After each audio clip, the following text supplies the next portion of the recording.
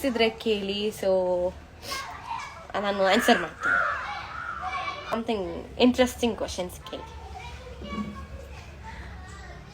Okay, ಹೌದು. Like ಇನ್ನೊಂದು ಹೇಳಬೇಕು, ನೀವು ನನಗೆ ಫ್ಯಾನ್ಸ್ ಆಗಿ ನಿಂತಿರಲಿಲ್ಲ ಇಲ್ಲಿ ಹೊರಗಡೆ.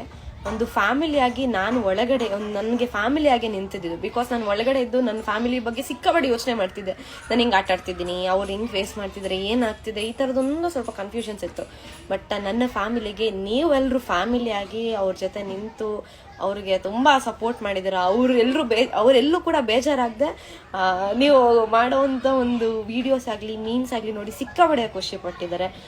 ನನ್ನ ಸೋಷಿಯಲ್ ಮೀಡಿಯಾ ಫ್ಯಾಮಿಲಿಗೆ thank you so much. ಆಡಿಯನ್ಸ್ಗೆ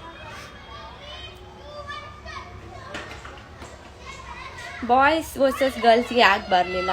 actually ನಾನು ಬಿಗ್ ಬಾಸ್ ಮನೆಯಿಂದ ಹೊರಗೆ ಬಂದಿದ ತಕ್ಷಣ ನನಗೆ ವೆದರ್ ಕಂಡೀಷನ್ ಅಡ್ಜಸ್ಟ್ ಆಗದೆ ಜ್ವರ ಶುರುವಾಯಿತು, ಕೆಮ್ಮು, ಕೋಲ್ಡು, ಕಾಫ್ ಎಲ್ಲ ಶುರುವಾಯಿತು. ಹಾಗಾಗಿ ಹೋಗೋಕ್ಕಾಗಿಲ್ಲ, ಹಂಗಾಗಿ ರಿಪ್ಲೇಸ್ಮೆಂಟ್ ಆಗಿದೆ. ಸೇಮ್ ಇಷ್ಟ ಆಯಿತಾ ನಿಮಗೆ? How did you felt while seeing it? Are you happy? Very much happy. Thank you so much. ನಾನು ಬಿಗ್ ಬಾಸ್ ಮನೆಯಿಂದ ಬಂದಿದ ತಕ್ಷಣ ನನಗೆ ಸಿಕ್ಕಂಥ ಮೊದಲನೇ ಗಿಫ್ಟು ಅದು.